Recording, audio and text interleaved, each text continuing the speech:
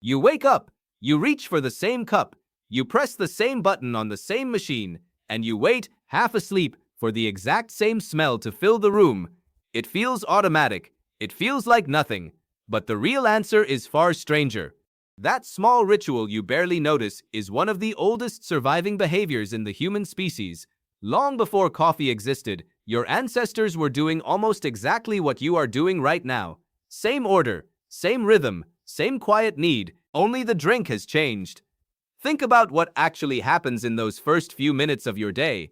You do not decide to make coffee. Your body decides for you. The kettle goes on before you have even fully opened your eyes.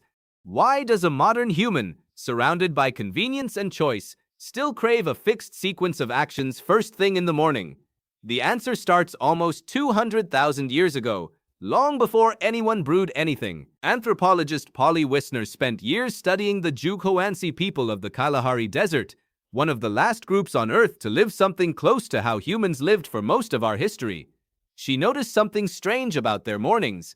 Before hunting, before gathering, before any work began, there was always a small shared act, a fire relit, a specific arrangement of who sat where, a short, repeated exchange of words that meant almost nothing on the surface. It looked pointless. It was not pointless. Wiesner argued that these tiny morning rituals served a hidden function. They were not really about the fire or the words. They were about resetting the group, a signal that said, we are still one unit, we still trust each other, the night is over and the day can begin. Your coffee ritual is doing the same job, just for an audience of one. Here is where it gets stranger. Neuroscientist Wendy Wood, who has spent decades studying habit formation, found that once a behavior becomes deeply automatic, it stops being driven by reward at all. It becomes driven by context. The smell of coffee, the sound of the machine, the specific chair you sit in, these cues fire a response in your brain before the caffeine has even entered your bloodstream. That means the ritual itself is doing something, not the drug inside it. Your brain is not really craving coffee first. It is craving the sequence. This is not a modern invention. It is an ancient survival mechanism wearing a very convincing disguise. For most of human history, mornings were dangerous. You were waking up into a world that had not been checked yet. Predators moved at dawn. Rival groups moved at dawn. The body that survived best was not the body that leapt straight into action. It was the body that paused, ran a small check, and only then engaged with the world. Anthropologists call this a threshold ritual, a short repeated act that marks the boundary between one state and another. Sleep to waking, safety to exposure, rest to labor. Notice the shape of your own morning. You do not just drink coffee, you perform it. Grind, pour, wait, sip, pause. Only then do you check your phone, speak to anyone, or start your day. That sequence is not random. It mirrors the exact structure researchers have documented in hunter-gatherer groups, in ancient agricultural societies, and even in early Mesopotamian texts describing the first hours after sunrise. Somewhere along the way, the specific object changed: fire. Then tea, in parts of Asia, thousands of years before coffee existed. Then coffee itself, first cultivated in Ethiopia, then spread through Yemen, then into the coffee houses of the Ottoman Empire, where it quickly became something more than a drink. Historian Ralph Hattocks documented how 16th-century coffee houses functioned less like cafes and more like village fires.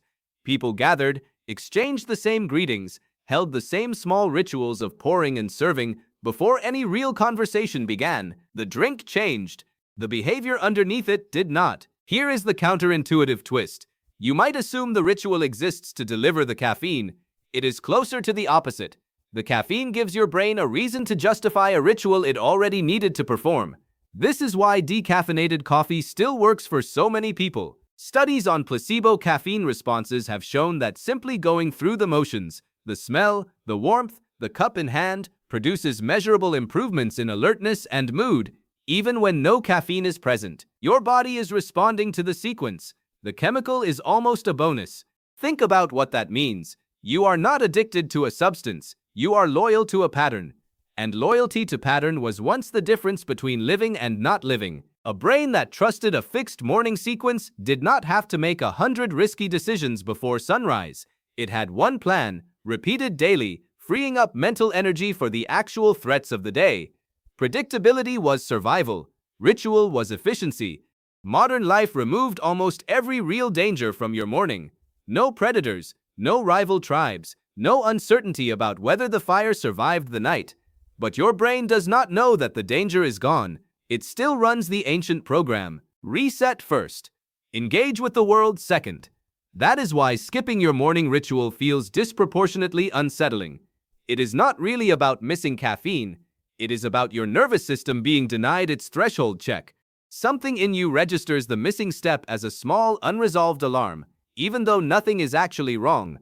Ask yourself honestly, has a delayed morning coffee ever put you in a genuinely worse mood than the situation deserved? That disproportionate reaction is the fossil, a leftover instinct from a version of you that needed the ritual to survive the next 12 hours. There is a modern mirror here, and it is not just about coffee. Look at how many other small automatic sequences structure your day. The specific order you check your phone, the exact route you walk to work, the show you put on while you eat, even when you are not really watching it. Each one is a miniature threshold ritual, inherited from ancestors who used repetition to make an unpredictable world feel survivable.